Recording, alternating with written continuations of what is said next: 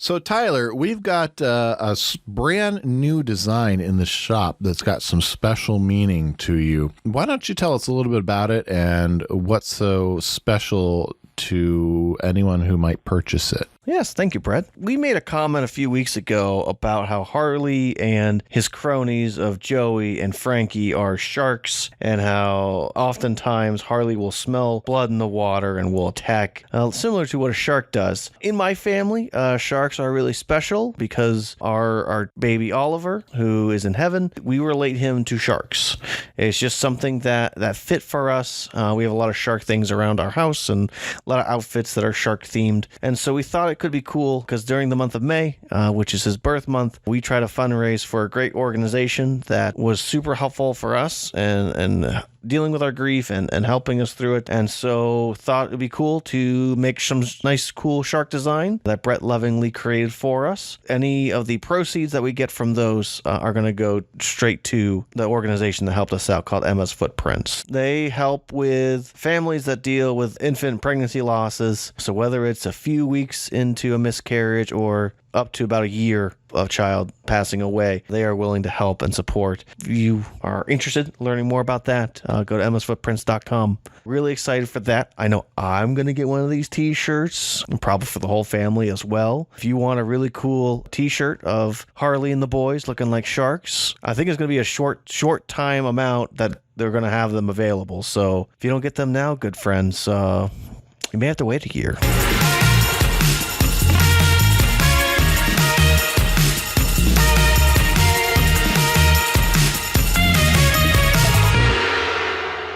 Welcome back to Dad's Meet World, your weekly deep dive into that classic 90s show known as Boy Meets World. I am one of your two dads, Tyler. And I'm your other dad, Brett.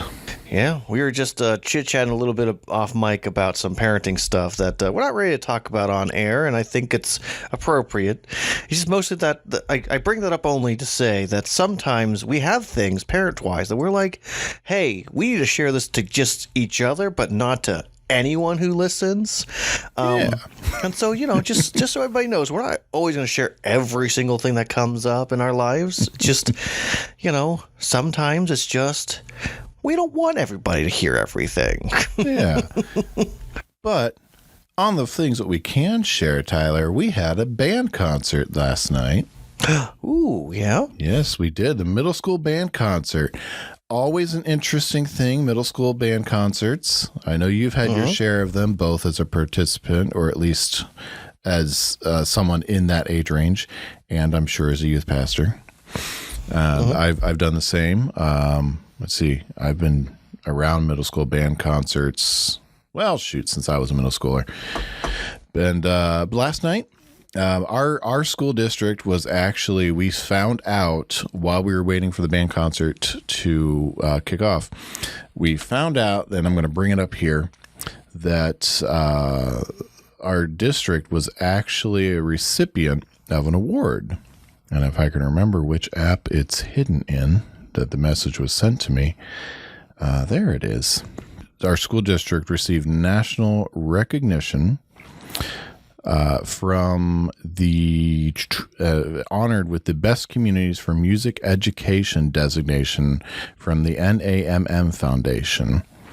Our school district is known for its arts programs, but especially for its music. And so I say that to let you, our good-looking people at home, know that we usually have pretty good band concerts and choir concerts and musicals, marching band, all that fun stuff. And so my son is actually in the 8th grade band and the 7th and 8th grade jazz band. So we got to hear some jazz band and some traditional band. But my brother was able to come up after his work shift. He's a semi-driver, so he was able to swing up after his shift and join us for the concert, and that was just a lot of fun. So nice. Yeah, enjoy some music for the evening. 6th, 7th, and 8th grade. Lots of musical enjoyment. How's things in your neck of the woods, Tyler? They're going all right. It just feels like we're getting into more and more chaos with every day, even though I feel like we should get less chaotic, but just feels like the chaos keeps ramping up. I'm a little annoyed actually because I'm missing like a couple of pieces that I normally have when we record.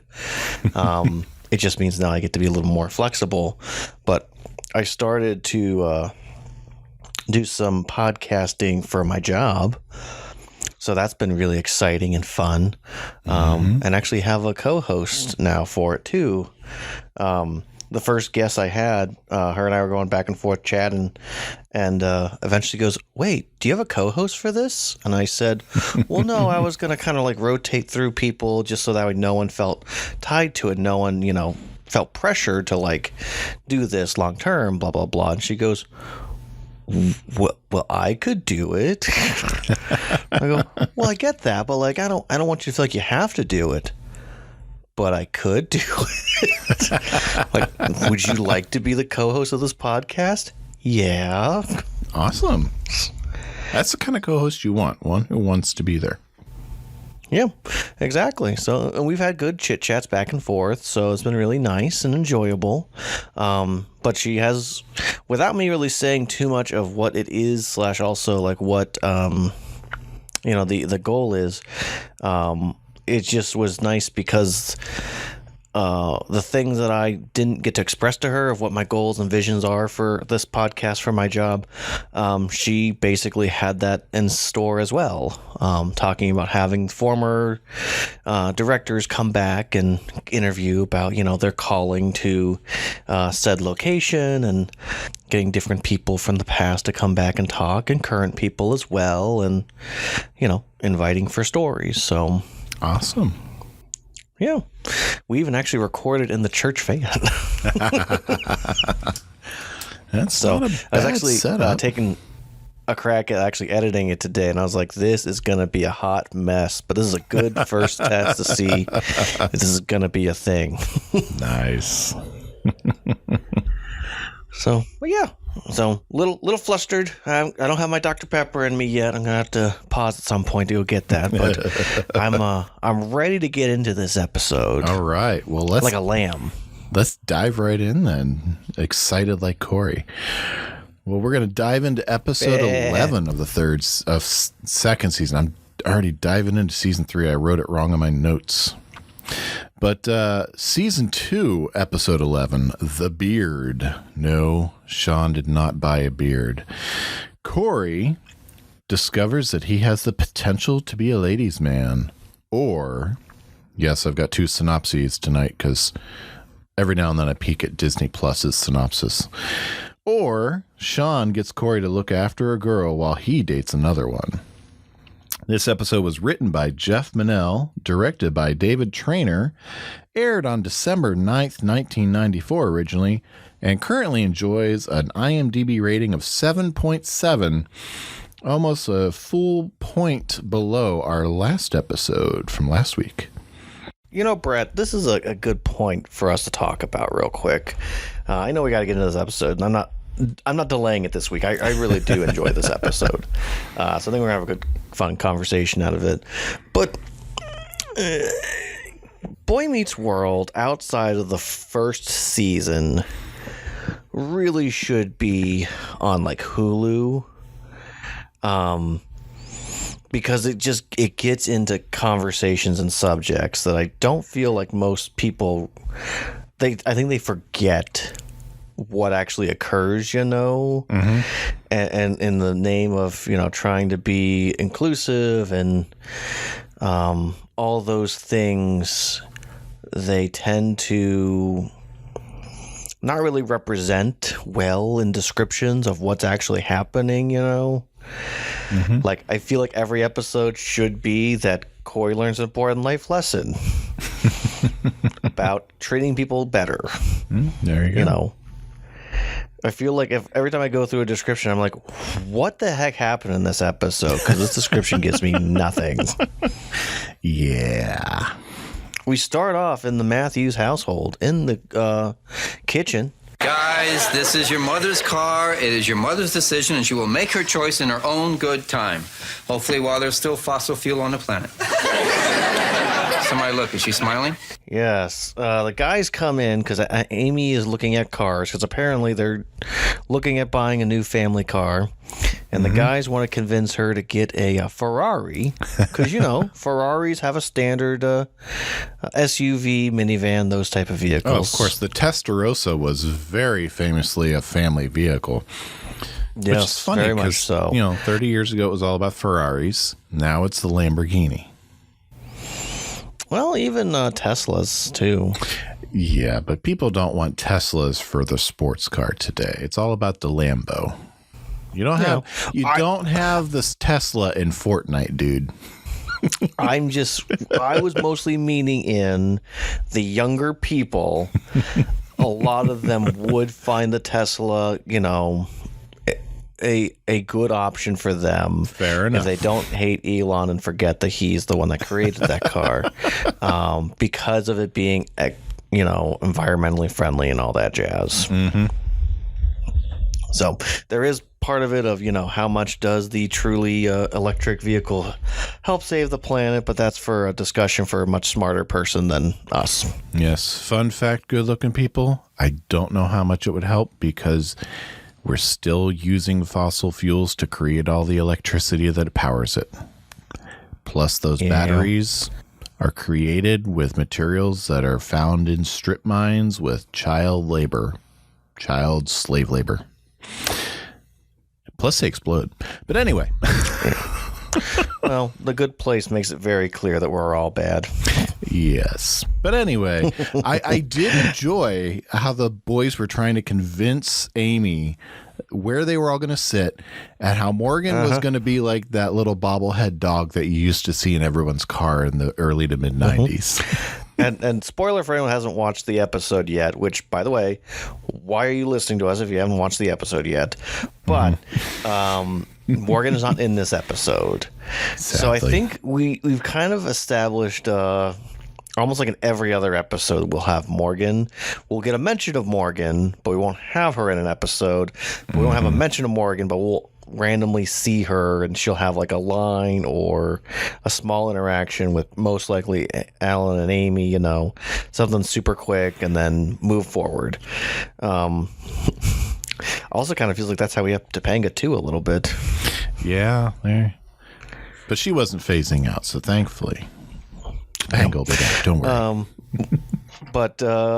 So Alan is being helpful, kind of ish. And Alan's saying supportive words, but also not being supportive. He's trying to push this decision along, and the dialogue does show Amy's been deciding for weeks. This is going to be apparently her car, but she's been deciding for weeks, and so Alan's trying to help this along.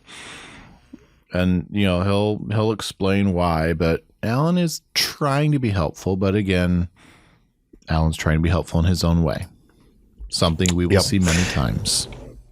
Well, and I don't know about you, but I have once or twice been in situations where with my wife and I'm like, this is the thing we should do. And she'll look at me and go, I don't know. And I look at her and go, honey, this is what we should do. I don't know. And then eventually she'll just decide, sure, let's go with your plan. And sometimes it works out. Sometimes it doesn't. Sometimes she'll look at me and go, you rushed me. You shouldn't have rushed me. If you didn't rush me, then we wouldn't be in this situation right now. So, yeah. And I mean, in fairness of Alan and Amy, there is nothing worse than researching and trying to find a new car. It for good-looking people who have never had to actually try and figure out what kind of car to get, it's rough. Yep, it is. Well, because you got to figure out, what car do I actually want to have? Okay. What car can I actually afford? What car am I willing to have with the problems we can see? It's a nightmare no matter what we do. And to be fair to Alan, this is going a little bit forward already, but he does want to help Amy, but I think it's in that he's at the end of his patience rope, and he's ready just to literally push her in the direction. Yeah, like a mother bird pushes the baby out of the nest. It's time to fly. Yes. So, and it also would not surprise me if for about 2 months now, Amy's been complaining about her vehicle, and Alan probably said to her, well, if you hate the vehicle so much, let's trade it in, let's get you a new car. And that's been the cycle of, for lack of better wording, cycle of hell they've been in for the past couple of months. Spicy already tonight. Yeah. So I couldn't think of any other thing to say. I mean, if you want to bleep it, that's fine. But just that could be more fun. But yeah, so he kind of nudges Amy out of the kitchen. She likes the van, not quite set on the colors yet. Take it for a test drive around the house. And I did clip this quote when leaves the kitchen. Alan's trying to give the boys a little bit of advice here. Well, gentlemen, were you taking notes? On what? On one of the subtle differences between men and women. See, we're men. We like to rush. We just like to just do it. But women, they don't like to just do it. You got to buy them a car first. Just kidding. Really, I never said that. I never the said amount that. of trouble you can get into, Alan Matthews, just with that very small slip up with your sons. Oh yeah. I'll allow it. It's an off-color joke between father and sons, and yes, not in mixed company, not the best joke to make, but I'll allow it. No, I mean, it's funny still. But he is pointing out the differences. And cockiness of Alan to go, well, boys, were you taking notes? No, he's not telegraphing what his storyline's going to be at all. Yeah, but again, in fairness to Alan, this is another part of being a dad. Is you feel so confident in a decision that you're about to make, and how you're being a good spouse and a good father, and you want to pat yourself on the back a little bit, and oh boy, I can't wait for us to get to that conversation. But we get into the classroom, in the English class, of course. Where else are we going to go? And we're learning about Hamlet. Ah, yes. Didn't we hear about him last year, too? We did. That's like the only fun fact, quote unquote, I was able to find about this episode. Is like, hey, in this episode, they talk about Hamlet. And last season, they talked about Hamlet. It's like, thanks. Appreciate it. Yes, I would love to see Mr. Turner's take on Hamlet, since we saw Mr. Feeney's. But again, that's the problem with last season in comparison to this season of what was the actual deal with this, how much of it are they actually reading, blah blah blah. fun. But then we have something interesting occur, Brett. We do. We've got some note passing going on. Yeah. Yes. We get a note passed to Cory, but it's actually intended for Shawn. Dun, dun, dun. And Cory can, I like Cory's, what shall we call it? Well, hopefulness? Yes. Well, you can see how I was mistaken. You looked at me and you passed it to me, but just give it to Shawn. That's why you write the name of the person on the note when you hand it to somebody. Anytime notes were passed when I was in middle school, the 1 year I was in a public school system in middle school, or even in elementary school, which I was in longer, if notes were passed, the name was always on the outside of the note. So I blame this is Linda who's passing it. So I blame Linda for not properly addressing her note. Yep. In fact, let's talk about Linda here. We'll give her some of her props. Linda is played by Haley Johnson. This is her first and only appearance on Boy Meets World, and she has 8 total acting credits on her resume. She's probably best known for her role as Haley on Kids Incorporated. She also appeared on Beverly Hills 90210, Dr. Quinn, Medicine Woman, Smart Guy, Caroline in the City, and a few others. She retired from acting in 2001 and really got her break in Hollywood through her vocals, which is why the Kids Incorporated thing came along. That was her first big break. And so she married another musician, and she'll appear now and then on stage with him, but really just enjoying the retired from acting life, living at home, being a mom. Guess Cory wasn't enough for her. No, it's almost like all these one-off girls, eventually grow up and become a person. Yes, but that's not the only class Cory gets to be the Pony Express, is it, Tyler? No, we then go to history class where we're discussing a young President Kennedy who's faced with a seemingly impossible dilemma. Young President Kennedy is faced with a seemingly impossible dilemma. Mr. Hunter, what were his options? Marilyn Monroe or his wife? You never disappoint, Mr. Hunter. Thank you. We'll have an interesting conversation about that whole topic later on. I anticipated it. But, Do I have an yeah, unlisted and desk then- or something? Yes, another note gets passed to Cory. He thinks it's for him and discovers it's also going to Shawn. Now, Yes. I gotta be honest, this can't be the first time that a girl has passed a note to Shawn through Cory, but this is the first time it's happened twice in one day. Mm-hmm. But I don't know. Yeah. But then we get into probably one of the best conversations in this whole episode. I've never been so depressed in my whole life. No, I mean, two beautiful girls both want you, poor guy. There's got to be a hotline you can call. Of course, with your luck, a girl would answer and she'd want you. If I reject Linda, she'll get upset. And there is no way I would ever want to see a pout on those beautiful, full lips.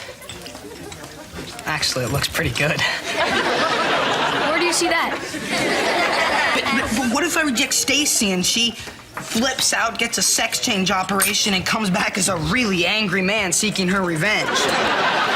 Hey, I've seen it happen. Shawn, just choose. I can't. Yes, you can. You did it at lunch. When? When you picked meatloaf instead of chicken. How did you do that? Well, I couldn't decide, and then I saw you were getting the chicken, so I figured if I changed my mind, I could have some of yours. She's back? How do you know if you're having an idea? I like that. Cory's very snarky throughout this episode. Yep. There's got to be a hotline you could call, but with your luck, you'd get a girl and she'd probably want you too. Yeah, one could say he's angry. Oh, he's very angry and very jealous. Now, I will say, in fairness to Cory, I remember as a teenager when I still did not understand how to talk to girls and wouldn't understand how some of my guy friends who, in my opinion, weren't as good looking as me, but somehow were able to keep getting all these cute girls to talk to them. And I just would never fully get it. Mm-hmm. So, I just love this back and forth of him trying to figure out what to do and going through of the positive back and forth between the two of them. And how do you? What about Debbie?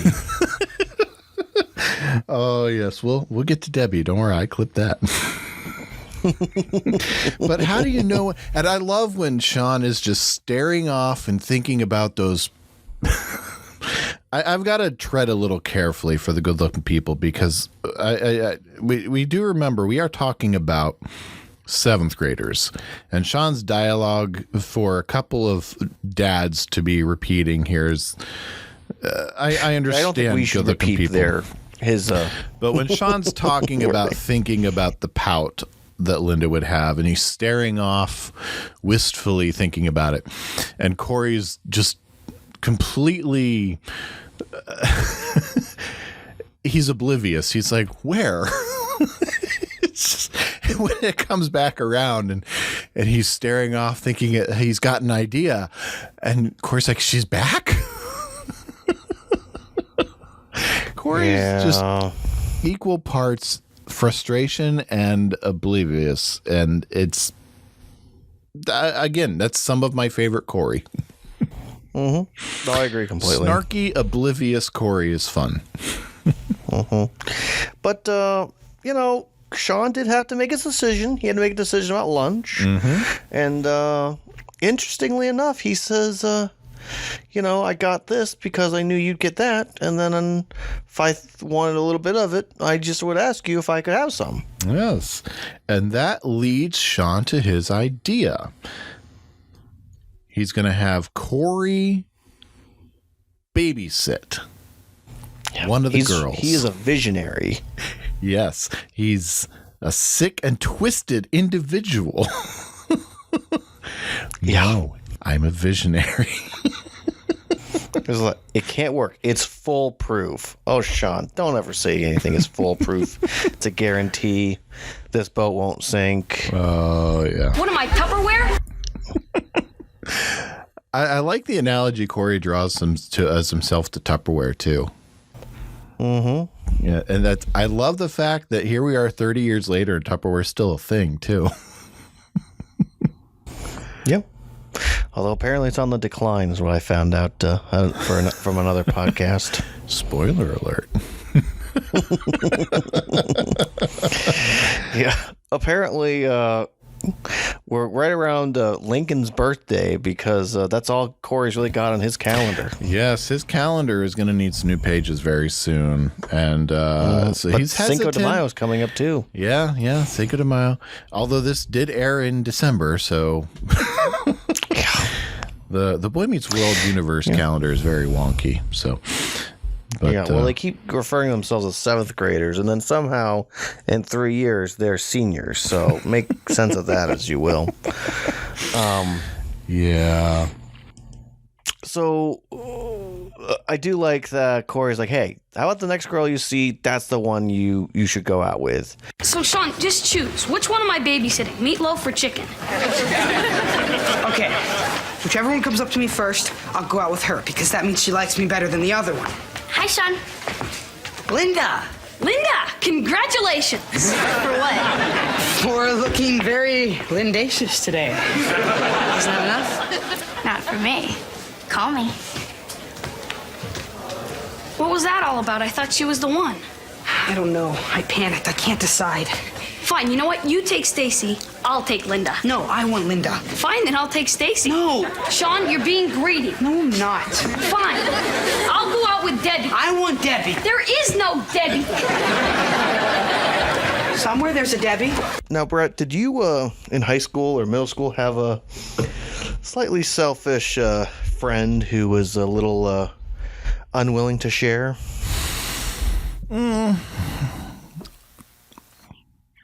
Honestly, not that I can remember. No, not really. I mean, not to make it sound like I grew up in some utopian society in middle school and high school, but I grew up in the boonies in middle school, and we were all pretty. We all pretty much shared everything we had.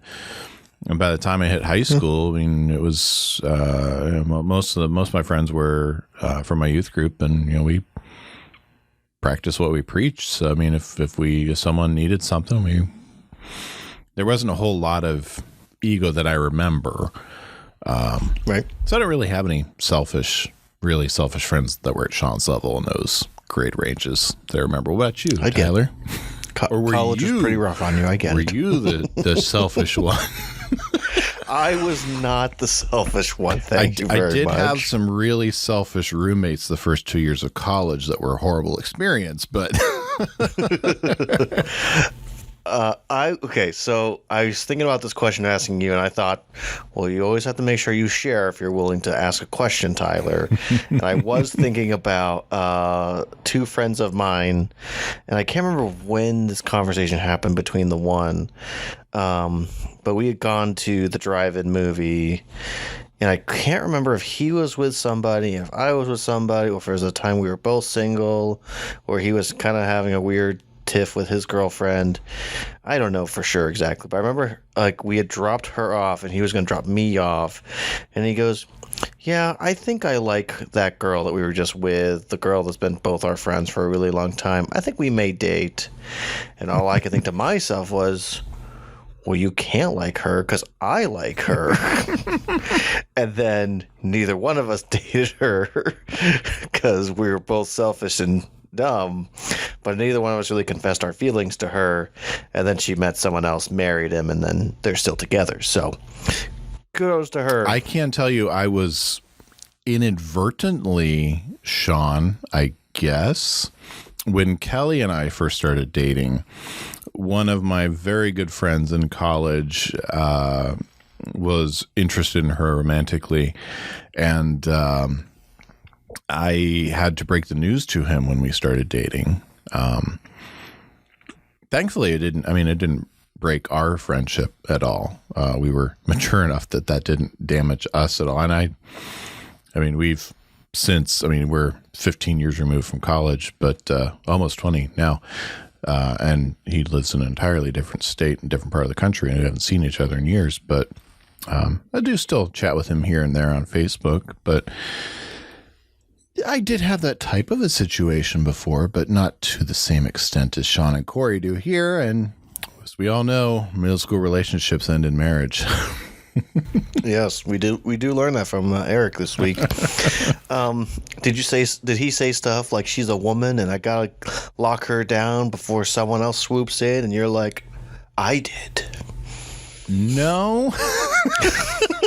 Did your friend?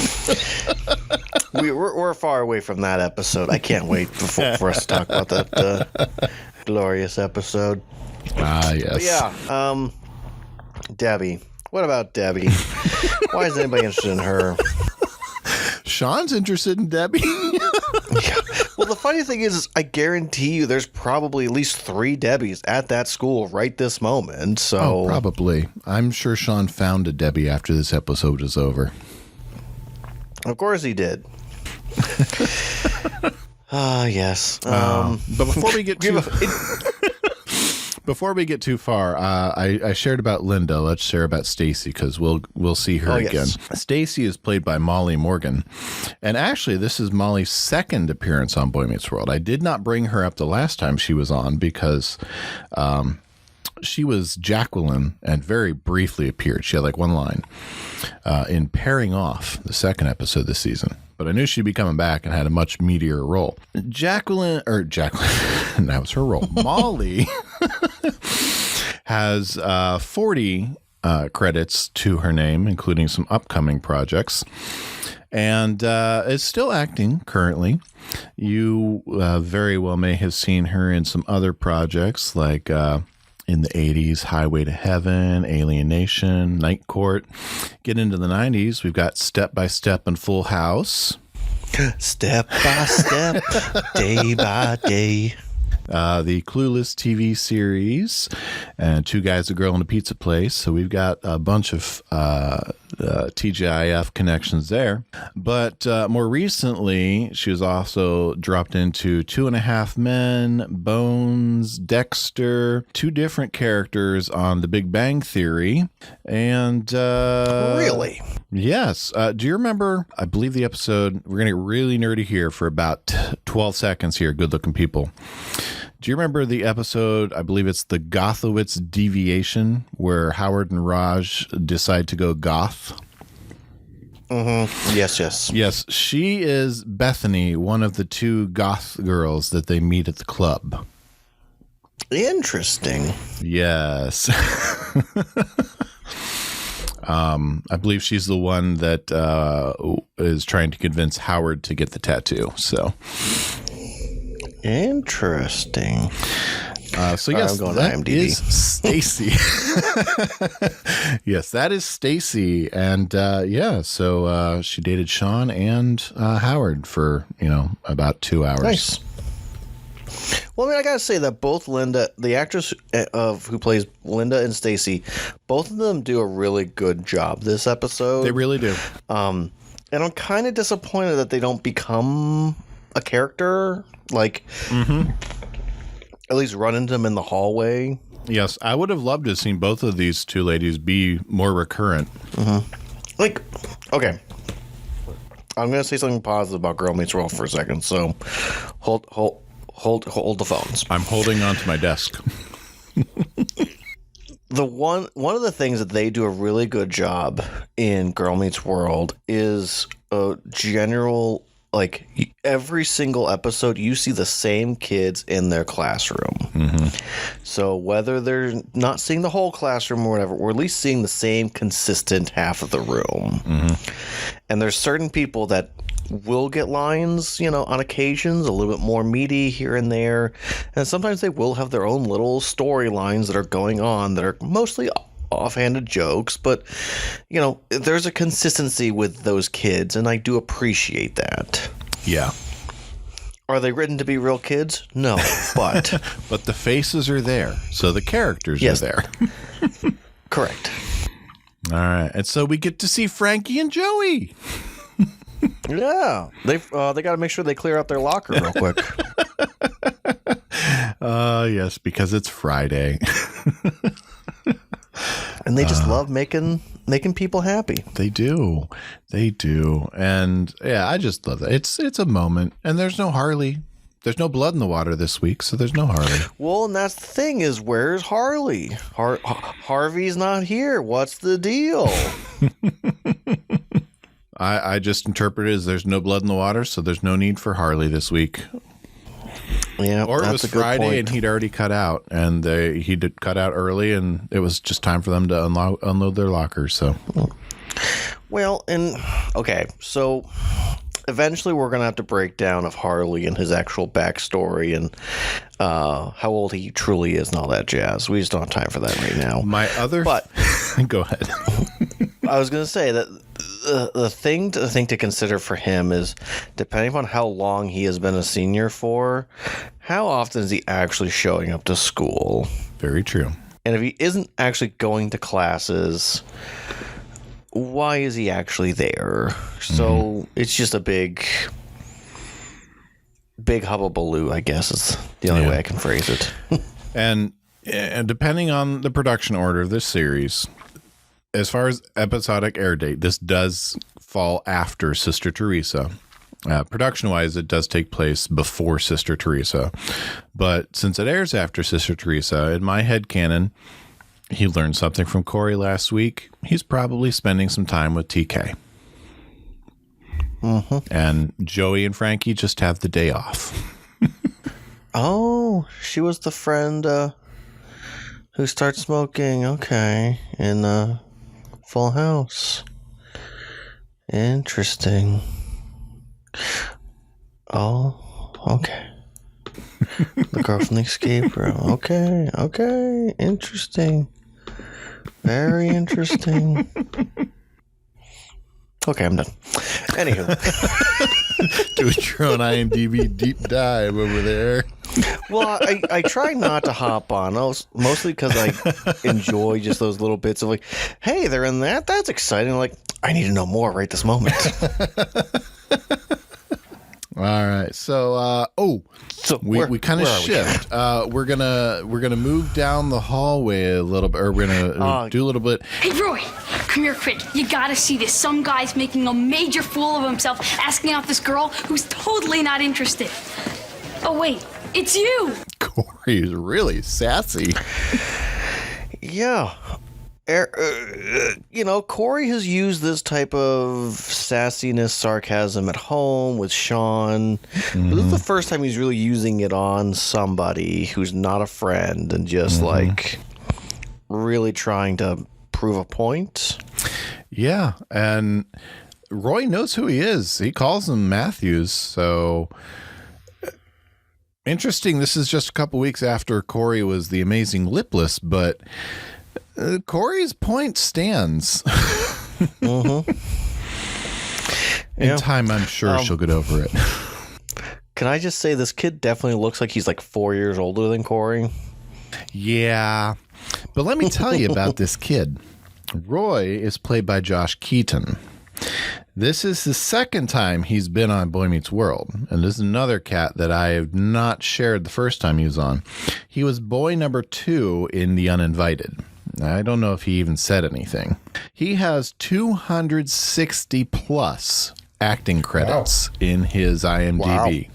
He appeared in Sister Sister, Step by Step, Baywatch, Step by Step, Will and Grace, but he has primarily done voice acting, and he has voiced characters such as Linus Van Pelt in some newer Peanuts, Young Hercules, Harry Osborn in a bunch of Spider-Man projects, Peter Parker in the Spectacular Spider-Man animated series, The Flash in Justice League Crisis of Two Earths, Hal Jordan in the Green Lantern animated series and in Justice League Action, Ant-Man in Avengers Assemble, Captain America in the Marvel What If series, Black Spider in Young Justice, and a buttload of video games, a bunch of Lego series, SOCOM, StarCraft, Skylanders, Arkham Origins,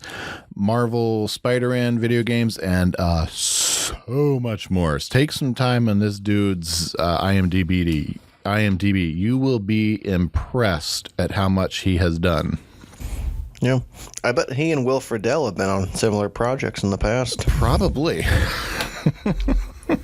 Well, it's one of the things that, like Will Friedle has opened up a lot about how, like, as much as he enjoyed being Eric and a lot of the roles he had when he was younger, like, just the freedom he has to walk into a booth, act, but no one's seeing him, like, he just really enjoys that.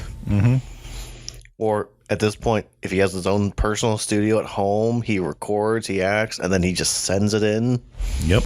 Before we forget, there are a lot of legendary voice actors out there who are phenomenal voice actors and do not get the credit that they deserve. Oh, so many.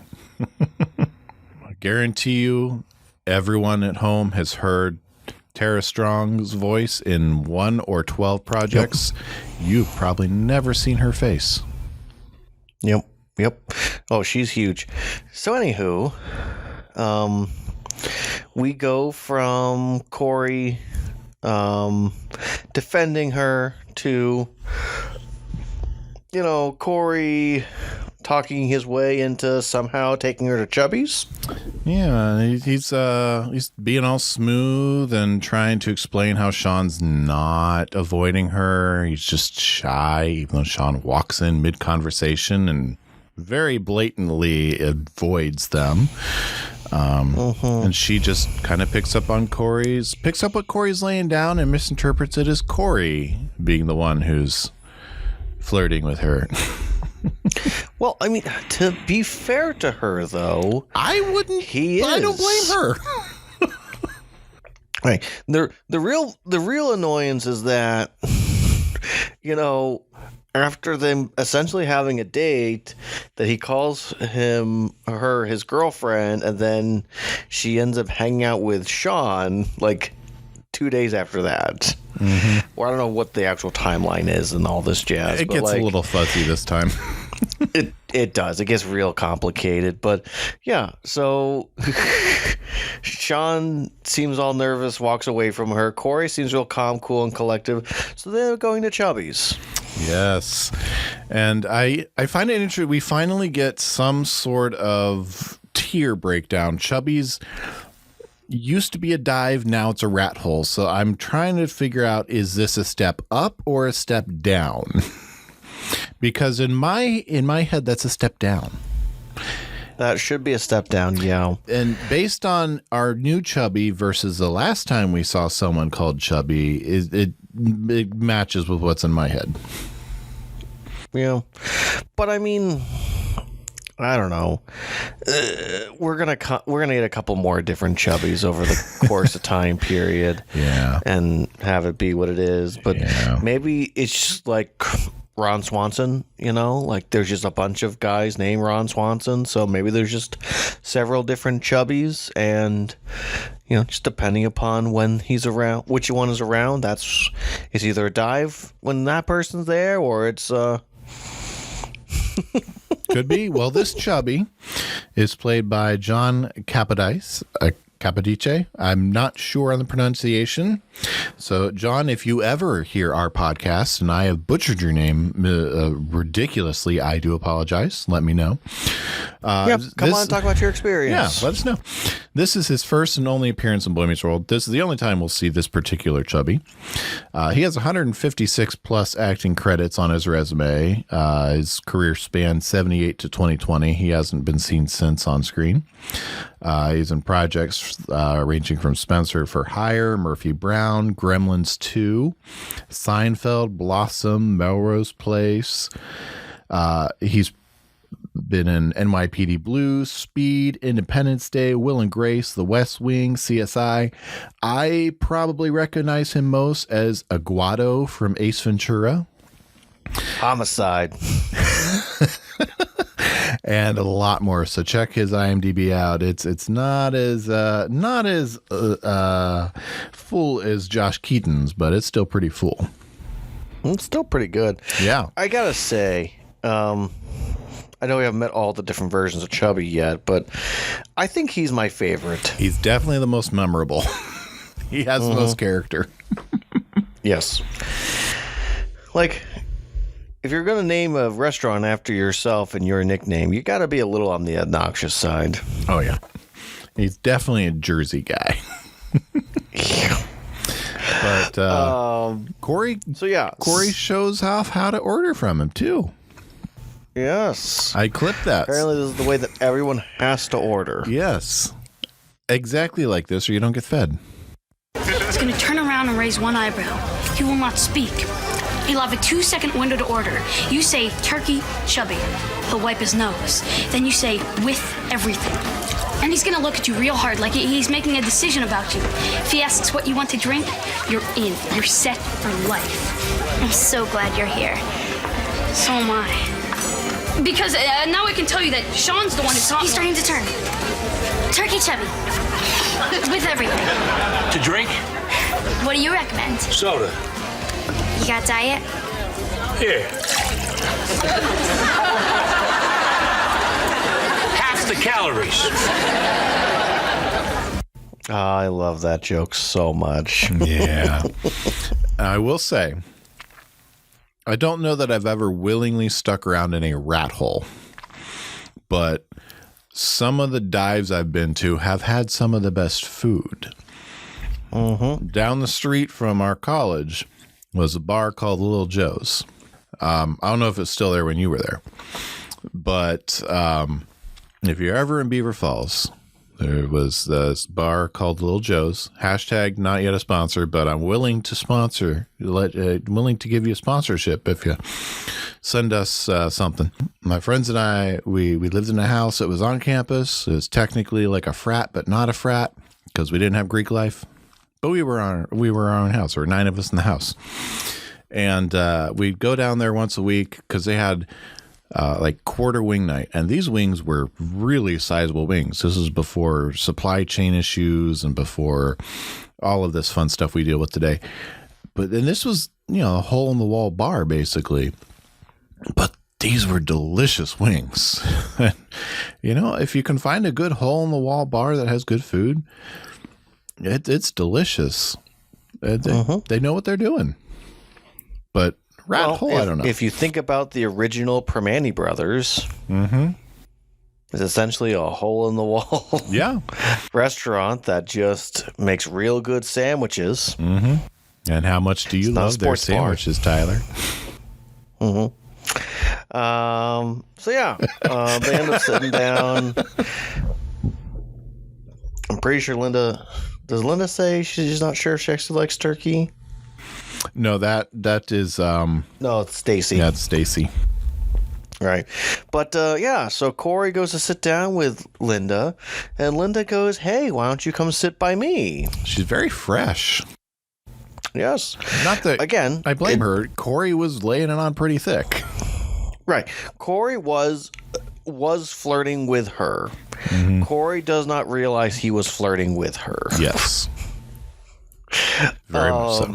So she, in return, flirted back and wanted to sit by her, which, I I remember being young before being married and being like, you gotta sit beside your, the person you're dating. You have no choice. Yeah, that's the rules. Eventually, you realize having more room in your booth is a lot nicer.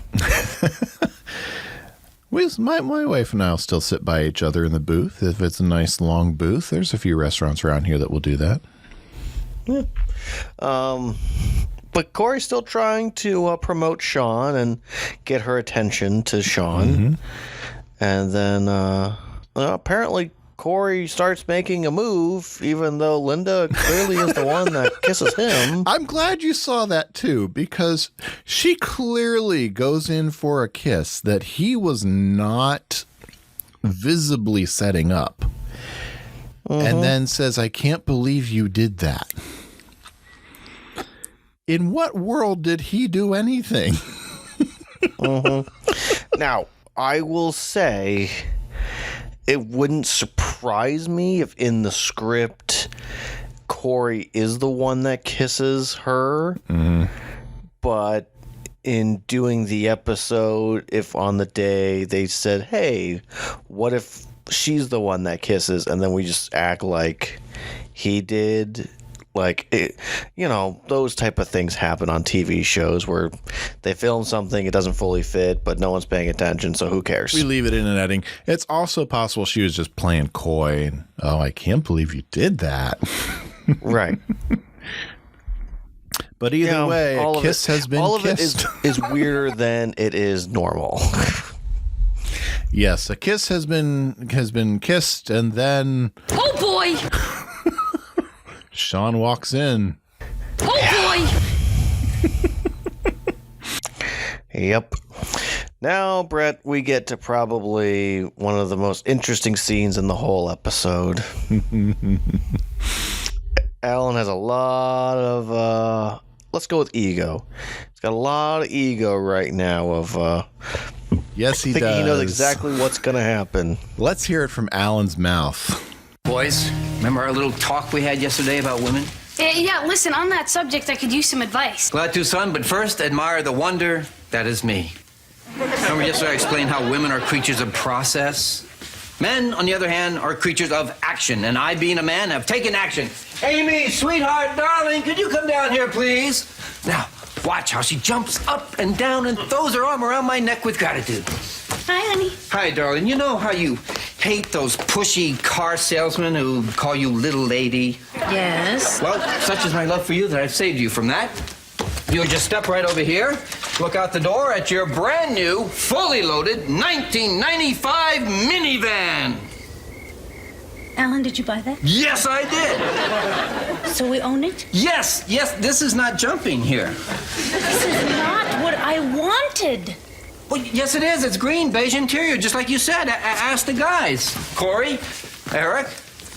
Oh, thanks. I can't believe you did this. You said you wanted it. No, I didn't. Yes, you did. You could see yourself in it. Remember, you were driving and camping and with the kids and smiling at your husband. Jump for the boys. We were talking about a car, and you just went out and bought it. What is it with you men? Rush, rush, rush. It has cup holders. Why don't we talk about this in the other room?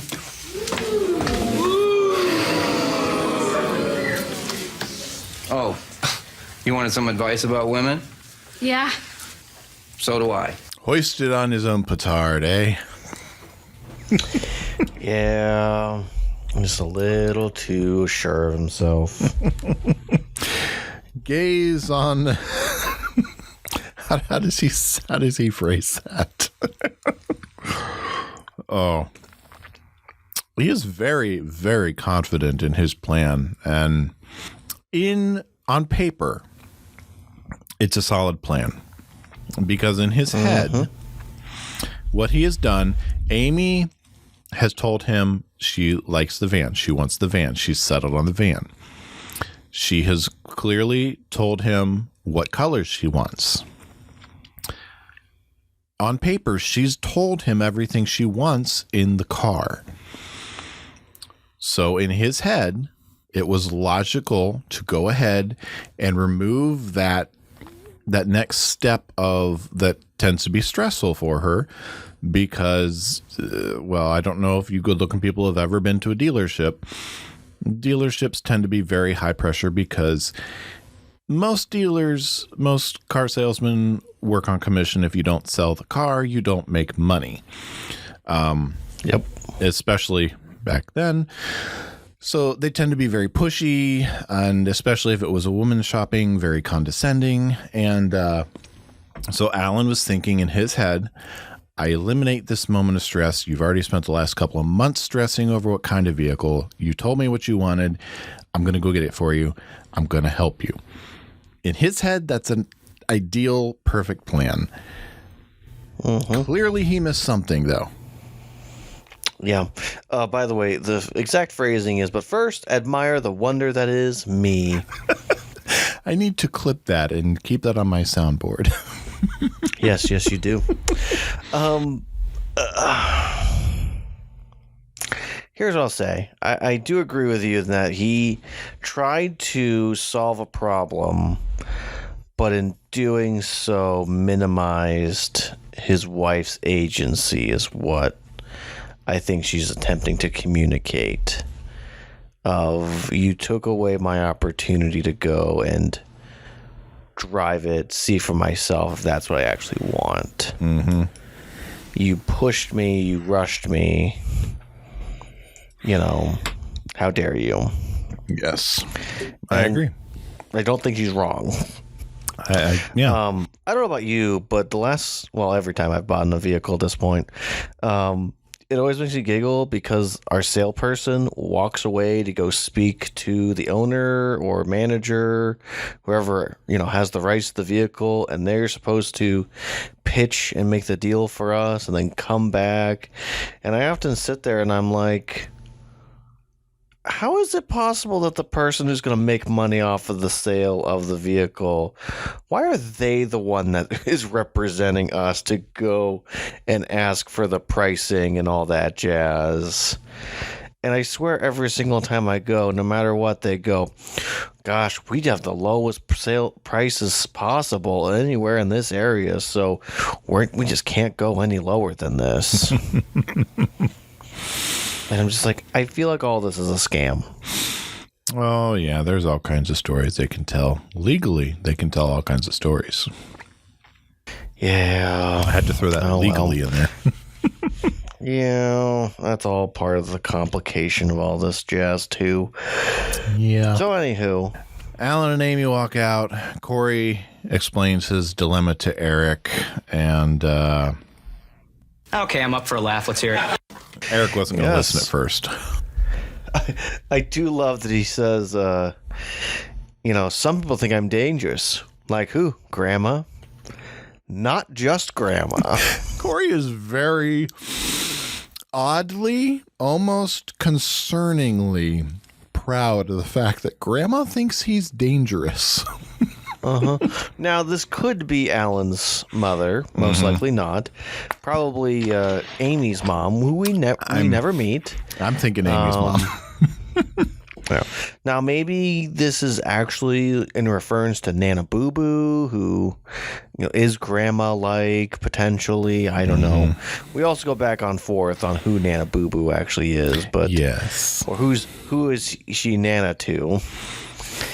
But at this time, Nana could mean grandma or could mean great aunt, grandma. So who knows? But all I know is that one of his grandmas thinks that he's very dangerous. Mm-hmm. And who else thinks he's dangerous? Linda. Yes.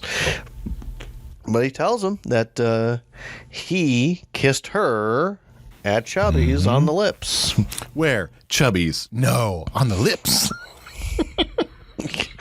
Yeah, but Eric is proud of his little brother. Mm-hmm. It makes it good that he's no longer safe, and that's a good thing to be. He's no longer Tupperware. He went behind his best friend's back. And you gotta wonder about Eric and his best friend Jason's relationship, and if there's points where they're not really talking to each other because one of them is dating someone who they previously dated? Based on A, the fact that Jason went right to Desiree after Eric dropped her. B, the fact that we haven't seen Jason in weeks, months, episodes here. And C, the fact that Eric is pretty much proud of Cory here tells me that he and Jason have very likely done this to each other. Yeah. Plus what Jason will do to Eric later on. Yeah. Now, again, this is where I got annoyed a couple weeks ago because we were talking about Cory and Topanga dating. This is an episode where they have one kiss and now it's Linda is his girlfriend. Mm-hmm. Now, maybe that just means that it's a girl who he's friends, like a girly friend, and they have smooch. So if they're going to see each other again, they're probably going to smooch again. But if someone has my the girl, title of girlfriend, my friend, it means something. My girly friend. Yes. Sorry, once I hit the button, I couldn't stop. I do like that he goes, I got a girlfriend who I can kiss on the lips whenever I want. If she's okay with that. It's okay with her. Yeah, that was funny. But he does kind of break a bubble. Eric just has to break that bubble of happiness he has. He has to. Unless Shawn breaks up with his girlfriend. Mm-hmm. That can't happen. Go. It could happen. It could. Well, you have to choose your girlfriend or your best friend. I don't want to choose. Every time I choose, it goes wrong. But that is life, is making choices and living with those choices. Mm-hmm. So what happens if Shawn breaks up with Stacy? Yep. I just love that we go back to the classroom for just a few minutes and Cory has an outburst. The parallels Mr. Feeney's response. Mr. Feeney is drawing parallels with JFK and his first real tests in office. And Cory is drawing that parallel to himself, and he has that outburst. Mr. Matthews. Yes? Put your head down. It's nap time. I will say, I have done something similar to this. In my lessons, if someone is just out there, I'm just like, hey, look at me. Just shut it down. Go close your eyes. Just nap time. We're calling it here. Oh, I love that so much. Yeah. Put your head down. It's nap time. It's nap time. Oh, yes. And Shawn and Stacy out in the hall clearly have very little in common, especially in their taste in movies. Yeah, apparently she just doesn't want to see another movie with someone's head getting blown up. And he doesn't want to see a romantic foreign film. It's like they're not even trying to speak English. Right? I mean, gosh, hello. You got to have English in your foreign romantic films. I know. And Cory hops in. He's trying to help. By the way, you're an idiot. And, I love that. He's got a hand around each one. Shawn, Stacy, Shawn. By the way, you're an idiot. And, that's not working. Stacy walks away. Look, there's no one there. I will say, good thing I've got Linda on deck. Yeah. Season 2, Ben Savage is really finding his groove as an actor, getting outside the world of the show. He's really finding his groove. I love middle school, high school Ben Savage is really fun. So Shawn is just glad that this is over, and Cory has been good Tupperware and kept Stacy safe for him. He's done a good job. He's been a good friend, a reliable friend. Nothing has possibly gone wrong. Dun, dun, dun. Did you clip the conversation between Shawn and Cory about how he's getting nervous and sweaty? I did not. It's all right. It was just Cory too visual for me. Pointing at Shawn, and he's like, "You're getting nervous. You're getting sweaty. Your voice is rising. You're getting higher." Projection. Thy name is Cory. Yeah. Cory does not handle pressure at all whatsoever. Oh, no. Cory would crack under interrogation in the first 10 seconds. Cory would be like the beanie weenie casserole in his intestines all day. Yep. Now we get to we get back to Chubby's, and we get to our real last scene of being at Chubby's and dating this episode, and you have Stacy trying to get a salad ordered at Chubby's, and Chubby just not having it. You greasy man. You have all the ingredients. Why can't you just toss me a salad? Yeah. I mean, she's not wrong. No. And that's kind of the whole mafia-esque of Chubby's. You're like, this is weird. You're not at the Sizzler. So, orders turkey chubby again with everything. And he's like, I'm not greasy. I glow. Yeah. But wait, I don't even like turkey. That's okay. It's not really turkey anyway. Wonder what it is. I'm afraid to ask at a rat hole. Yep. But let's just say that Cory starts doing the same thing, trying to convince her that Shawn's a good guy. He gets nervous. He doesn't always know how to talk to girls. And ends up sitting beside her to convince her. Even holding her hand. What should happen? Linda, right? Turning around would only confirm that it's Linda. Yes, Yep. Linda comes in, and let's hear their interaction, because I don't think you and I could do it justice. Linda, it's so nice to see you. Want to join us? Well, I'd hate to interrupt. What, this? This is nothing. It means nothing. I only sat next to Stacy and took her nothing hand to tell her she should keep going out with Shawn. But yeah, all he talked about was Shawn. Really? Did he also show you how to order? Yeah, he did. No, see, she was standing in the Shows you how to order, gets you all cozy in the booth, talks about Shawn, and then boom, he makes his move. Is that what you were doing? No, I couldn't. I don't have moves. I don't have boom. He did this to you too? Yeah, it's a whole routine. You think he's so nice. I am nice. He looks so innocent. I'm a newborn lamb. And then he snakes you away from Shawn. Oh, poor Shawn. What? Hey, guys. Shawn, you poor baby. Are you kidding me? Hey, that's my poor baby. What's going on here, Cory? Nothing good for me. Your so-called friend here has been trying to snake your girlfriends behind your back. He pretends to build you up and then he makes his move. No move. Hardly at all. None to her. Maybe a little over there. Cory. I'm a little lamb. Him try to throw bits out to, I don't know, see if the girls will start laughing, maybe. But just, I'm a lamb.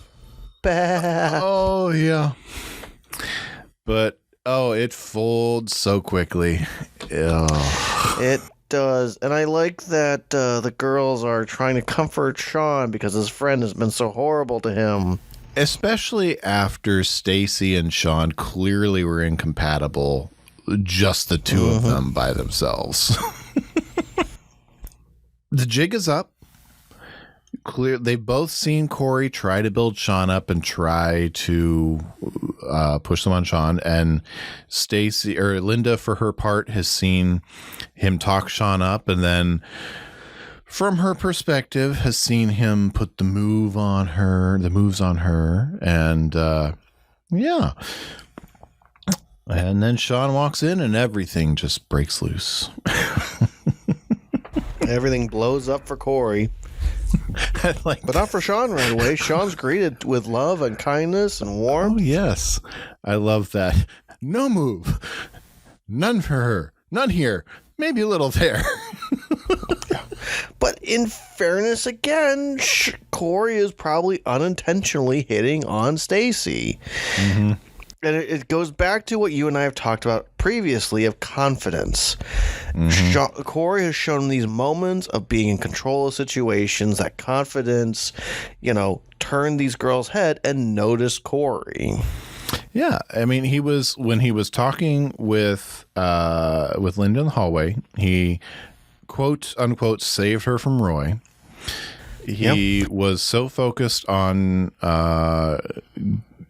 telling her what her good qualities were that had Shawn interested in her, that he himself was interested in anyway, that he wasn't even thinking about being nervous himself when he's talking with Stacy about Shawn. Now, granted, this is out of desperation, wanting to get Stacy and Shawn back together, but it comes across as being earnest.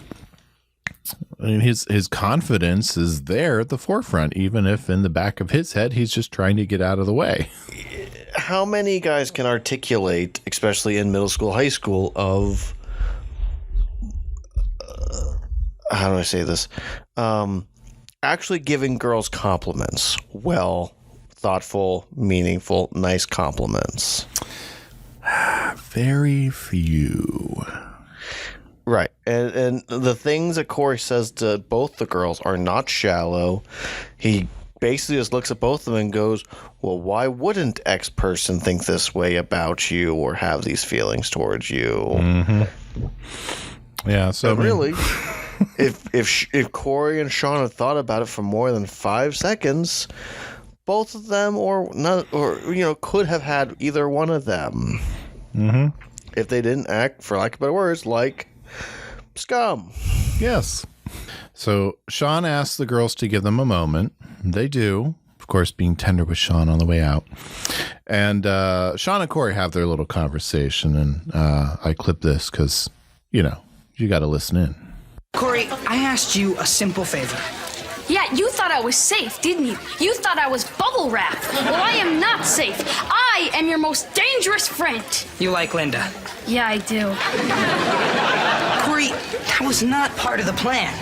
Well, maybe I don't fit into your safe little plan. Maybe that first day you came up to me in the hallway and said, Cory, babysit Linda for me until I break up with Stacy. I should have just said no, but I was stupid. Well, I'll tell you something, pal. I'm never going to be that stupid again. Both of them, right? I turn around, they're both gonna be there. Yes, they are. Linda, Stacy, we thought you left. Boy, we really thought you left. I forgot my purse. Wasn't that lucky? Oh, yes, very lucky. Here you go. Thank you. Ah! What about him? Which one of you two is slazier? He is! It was your idea. Yeah, well, you went behind my back. That's because I really liked her. Well, I really like them both. You two are scum! You treat us like objects, not people. You're right. I'm real sorry. I just hope we can put this whole thing behind us and start fresh, okay? Cory, I'll thumb wrestle you for Linda. It may have been going so far towards mending fences until that last comment of I'll thumb wrestle you for Linda. Right. Well, and that's the thing, is all Shawn and Cory had to do was say, Cory and Linda have a real genuine connection, and maybe Shawn and Stacy need to try this again. Mm-hmm. And they could have both walked away having girlfriends. Yeah. But instead, they're now both back to chasing Debbie. Yeah. And don't get me wrong, good-looking people. What Cory did is not great. Agreeing to be Tupperware for Shawn as he tried to play both girls. Especially trying to play both girls and not letting either one know that one was on deck and one was on the field, so to speak. Cory is completely complicit in that plan. But I do feel a little bit sorry for him because in the process, he did find a real connection and he did want to pursue an actual relationship. And he did try to salvage that. So I do feel a little bit bad for him, but he wasn't exactly honorable and all that. But I do feel like I do feel a little sorrow for him. Yeah. But, Shawn is now essentially just chasing Debbie until he finds her. I miss Stacy and Linda. Debbie? And Debbie. There is no Debbie. Well, then how come I miss her so much? Because you're nuts. No, of course, because he's broken and he needs to fill his hole with something. His heart hole. Yes. I'm getting tired. I can feel it. I was actually sitting here and I kind of closed my eyes for a minute and I could start to feel my mic move. I'm like, you need to stay awake. Well, the boys have a little bit of a heart-to-heart at the end. They're at the table in Chubby's, and they close with a little bit of recognition here. So what you're saying is I lose my first girlfriend, but my best friend finally begins to respect me? Yeah. I'll take it. I love this moment because it's just nice to see that Shawn is acknowledging him almost as a little bit more of an equal than he was before. Yeah. He's never going to trust him with a girl again like that. As he shouldn't. Yes. And as none of you in the listening audience ever should. Yeah. No, what Shawn did I have an idea, was Brett. horrible. These guys should just treat girls like human beings. Yes. And then they'll have less issues. Yes. Play stupid games, win stupid prizes.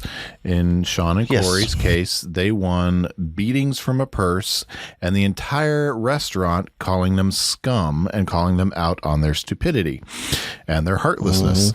But yeah, and so it's a great moment between these two where Shawn realizes that Cory is not just... You realize that up to this point, he's kind of as much of a great friend as he's been, and he sees Cory. He still has kind of looked down on him a little bit. Well, we move into the tag of this episode, and it's a beauty. We're at the dealership where Alan wants to return the van. Yep, and the car guy is wondering, what's the problem? Is anything wrong with it? And it's when Amy starts to say that Alan bought the car without talking to her about it first and wasn't ready for it. Mm-hmm. So someone interpret that someone else was at a point in their life that they were not at a point at. This car dealer, what kind of car dealer are you? I don't like to use that word. I like how he goes, now tell me about Amy. Not the Amy the world sees, but the inner Amy. He goes, well, I've always felt I wasn't just a mother or a wife. So we have a therapist car dealer who wants to schedule multi-weeks worth of therapy before they can even get to buying the car, which is Alan's worst nightmare. Yeah. It's just so funny. He's like, I give you the money, you give me the car. That's our relationship. And they're both, Amy's like, well, I'm free Tuesday. I'm good Tuesday. And he goes, I'm good Tuesday, Alan. Tuesday, I guess. Tuesday's fine with me. Yeah. It's a fun tag. And kind of a just desserts for Alan, I guess, Yeah, that's what happens when you come in with so much cocky energy. Cocky energy and not proper communication. You need someone to get you back in that groove there. Yeah. I mean, 100% they were not communicating with each other. Yes. If you decide to go buy a vehicle without your wife, and she is clearly unhappy about that. Oh yes. Yes. And just briefly, Lenny Wolpe is this car dealer. Only time we'll see him at Boy Meets World. 54 other acting credits. L.A. Law, Murphy Brown, Who's the Boss, Married with Children, Step by Step, ER, The King of Queens, Law and Order SVU, The Good Fight, several others. But he brought a nice little closure to this episode. And that is the beard. That is the beard. Yes. So, Tyler, I believe that you have some deep dives for us. Am I the only one who read the summer reading list? So I'll start with the phrase "the beard." Urban Dictionary. There are several ways of describing someone potentially as a beard, but also there is reference to the facial hair in Urban Dictionary, not just people. But one of the versions of this is someone that is using someone else to hide feelings or not feelings, basically. To say someone is your beard is not that inaccurate. It's not as far off as we may think it to be. Look into Ferrari just a little bit. Ferrari itself, its company, is an Italian luxury sports car manufacturer based in, I cannot pronounce that, but Italy, Maranello, Italy. Sure. Founded by Enzo Ferrari, who lived from 1898 to 1988. It's a pretty nice, long-lived life. In 1939, from the Alfa Romeo Racing Division as an automotive Avio Costarini. The company built its first car in 1940 and produced its first Ferrari badged car in 1947. Essentially, the best way to put it is Ferrari is a very fancy, very hard car to get and or drive. Now, we move into minivans. Minivan is a car classified as a vehicle designed to transport passengers in the rear seating row with reconfigurable seats and 2 or 3 rows. The equivalent classification in Europe is an MPV, a multi-purpose vehicle. In Southeast Asia, the equivalent classification is a Asian utility vehicle. So either way, it's some sort of utility vehicle. Compared to full-size vans, most minivans based on passenger car platform and have a lower body. Early models such as the Ford Aerostar and Chevy Astro utilized a compact pickup truck platform. Minivans often have a 1-box or 2-box body configuration, a higher roof, flat floor, and slide doors for rear passenger and high H-point seating. The largest size of minivan, also referred to as a large MPV, becomes popular from the introduction of the 1984 Dodge Caravan Renault Escape. Typically, these platforms derive from the segmented passenger class and compact pickup. Since the 1990s, the smaller compact MPV and the mini MPV size in minivans have also become popular. I did correspond with our educator expert, our teacher extraordinaire. Sorry, that's the phrasing I was looking for. Basically, she said, passing notes. Do teenagers still pass notes? And she told me that at this point, they just have a Google Doc that they all communicate in. Fun fact, I definitely had some kids get in trouble for not taking care of their Google Doc, and some people writing inappropriate things on it, and the school having to investigate who wrote these inappropriate things. So, couples therapy. I'm not sure if we'll actually get to couples therapy at any point after this, because apparently that's what Al and Amy are going to be doing at the dealership over the past couple next weeks. So couples therapy is a form of psychotherapy, also known as talk therapy. A licensed therapist with clinical experience, often a licensed marriage and family therapist, LMFT, works with a couple in romantic relationships. Some of the areas that they may have some focus on is a focus on specific problems, sexual difficulties, internet addictions, intimacy and jealousy, active participation as a couples treats the relationship as one rather than everyone separately, solutions focused, change oriented interventions early on in the treatment, clear estimate of objectives. So essentially it's just saying, hey, whatever problems you have, you bring them there. Your therapist will sit down and talk about with a we of what can we do to figure out these things, and we'll give assignments and tasks of things to do and complete. And then also they want to make sure that there's clear of, okay, well, what do we need to do or see in order to stop coming here, how to get open communication. According to the website I'm on, Talkspace, is couples therapy worth the time and effort? Studies show it is. Research conducted by the American Association of Marriage and Family found that 97 of surveyed couples believe they got the help they needed from couples therapy. In addition, 93% of couples said that therapy gave them more effective tools to deal with conflict. Now, in the 90th percentile is pretty darn good. You know, we could say that we're off by a couple here and there. Primarily when it comes to couples therapy, we only ever hear about that in like dire consequences, dire strain, when things are really, really bad. But if you think about who needs couples therapy, basically if you're in a relationship, whether you're gay or straight, you definitely qualify to have therapy. Interracial relationships, young teens or college relationship with a significant age gap, or relationships at any stages, dating, engaged, or married. Just basically go in for a checkup here and there if you feel like you need it. And honest to goodness, sometimes there's a part of me that's like, it'd just be nice to be able to have someone that we can keep talking to on a weekly basis that would tell us, you know, hey, here's how you can improve your communication skills, because there's always room to improve in your communication skills. Let's get to the controversial thing that we have to get into, all because Shawn makes a joke. Brett, JFK, did he have a special friendship, let's call it, with Marilyn Monroe, in your opinion? Honestly, I don't know.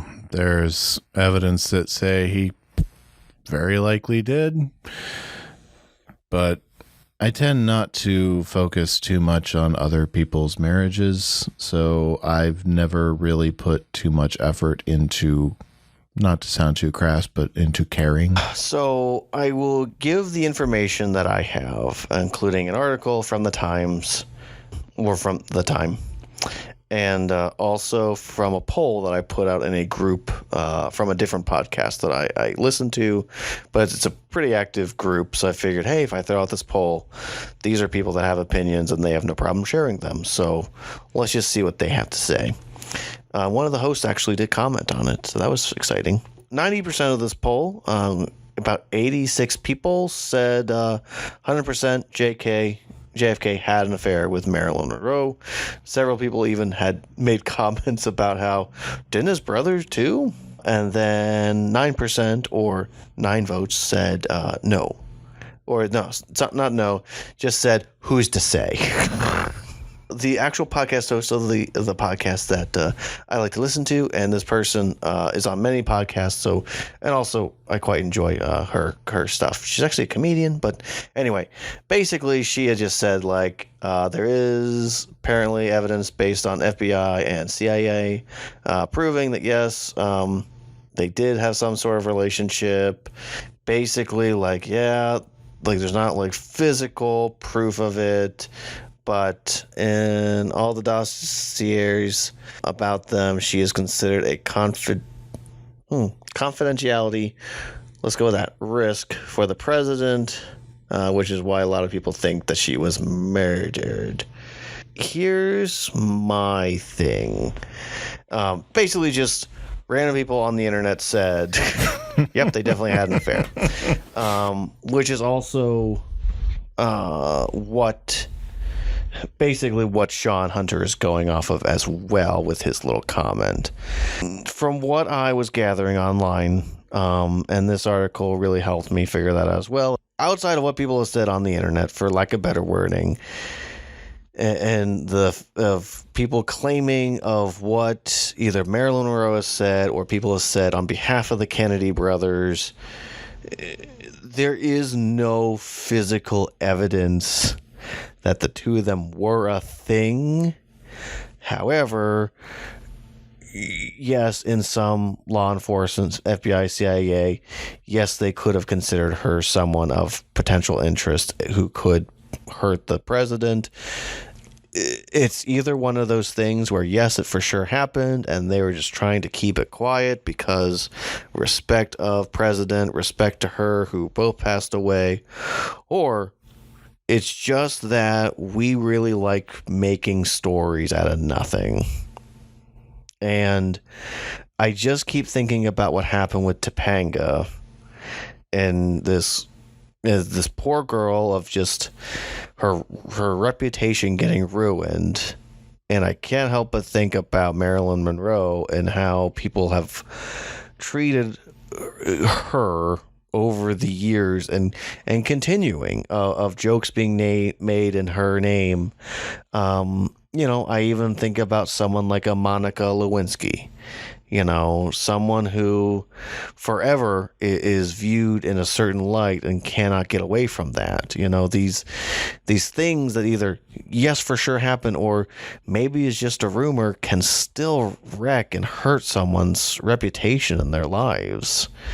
And just how we are so willing to say, yep, that's probably a thing, or that's real, that's 100% a thing. So, and I'll add to this. I do not spend a lot of time or energy thinking about a lot of people's marital dalliances, extramarital dalliances, whether or not they do happen, because honestly, they don't affect my family. They don't affect my community. And that's between them and their families.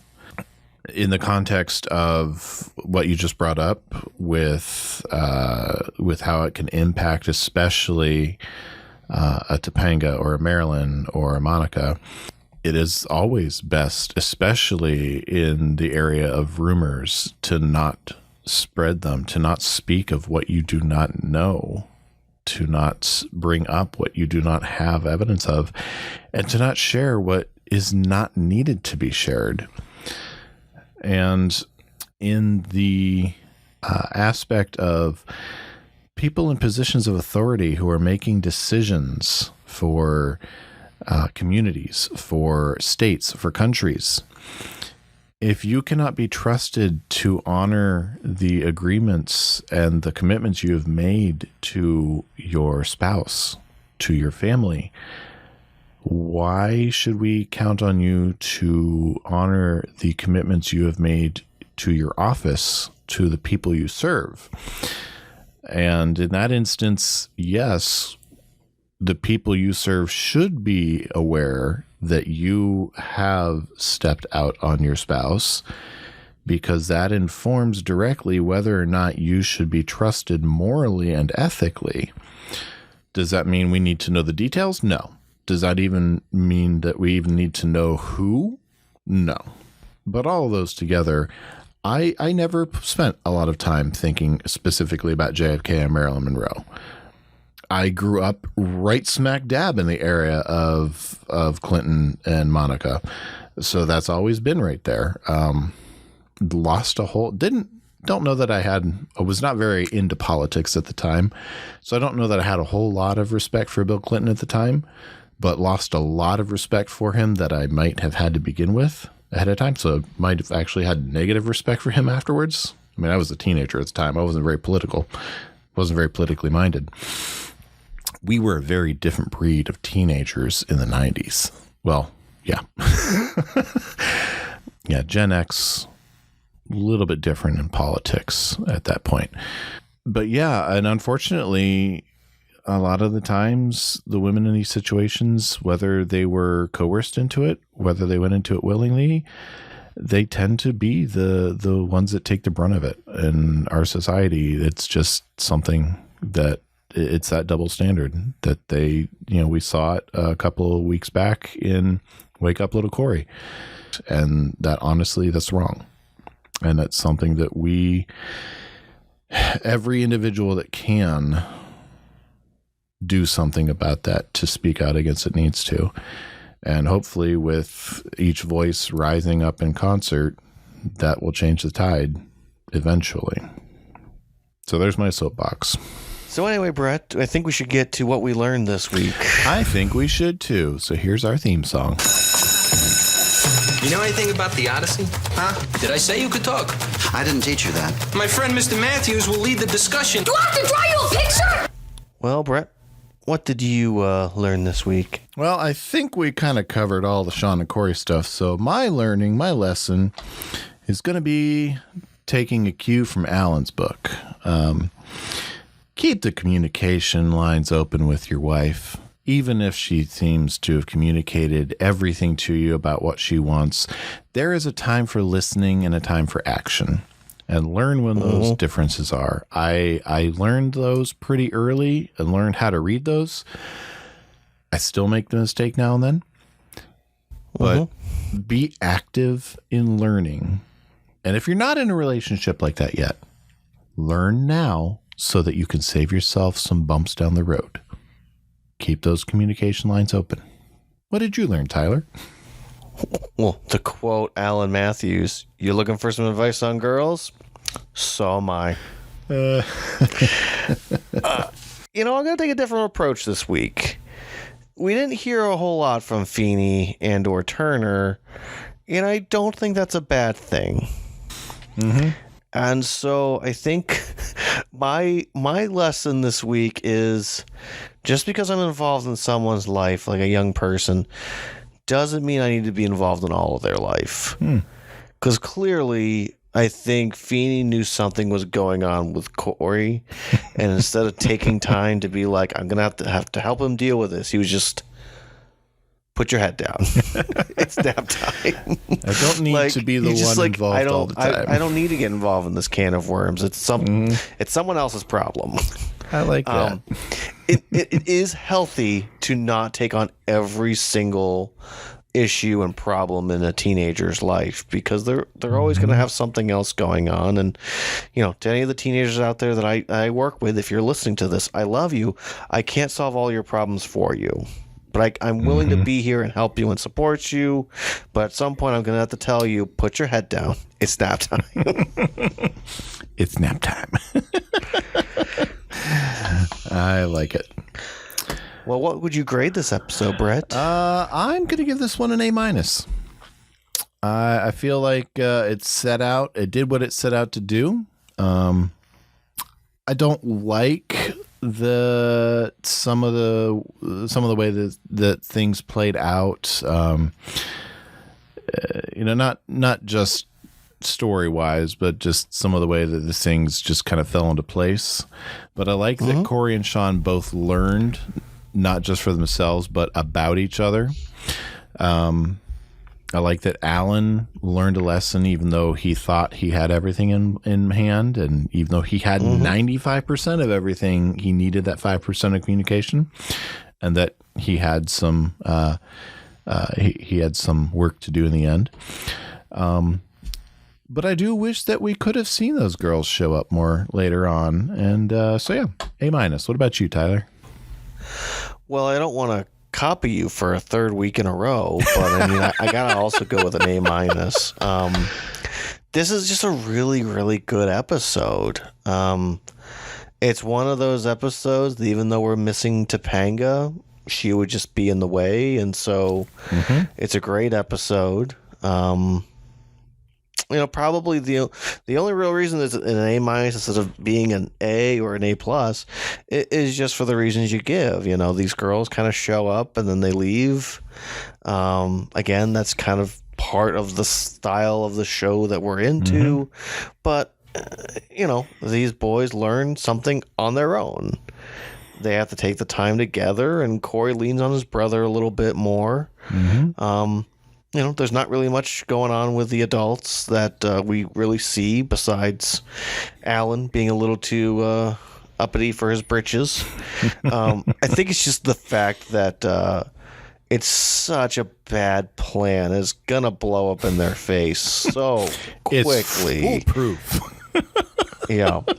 So it's just like, there's just that cringe to this episode. You're like, we don't have to do this, guys. Just tell the girls what's going on. Yeah. Well. That's not the first time we're going to say that, though. No, but that's 7th grade boys for you. Not always thinking. Well, that's young men in general for you. Yes, it is.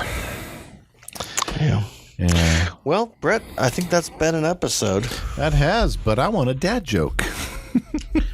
Well, you're going to have to wait a minute. Do we have any more emails? We do not. Our email box is silent this week, so we'd love to hear more from you. We'd love to hear from you at dadsmeetworld@gmail.com. And whether this makes it on air or not, I do know that the shirt made its way to our first email recipient. It was delivered safely. Yes. She has worn it once or twice already. Excellent. Very proudly displaying it for us. All right. I ordered a chicken and an egg online. I'll let you know what comes first. That was a classic. And with that, good-looking people, it is time to say goodbye.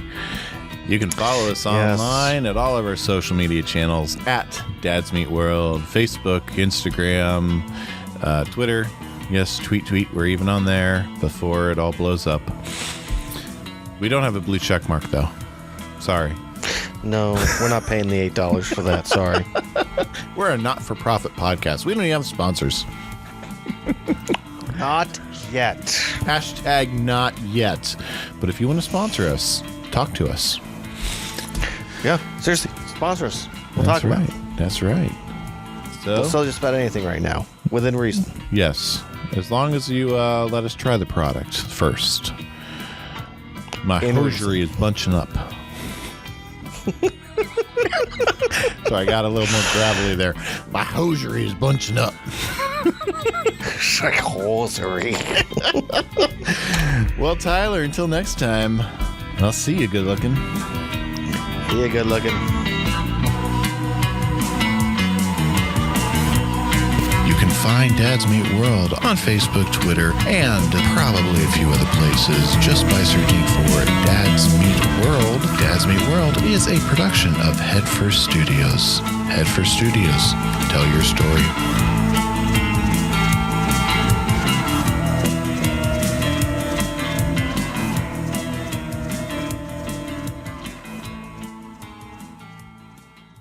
One of their songs was a lot of fun. Wow, that's getting cut out because I can't remember what it was.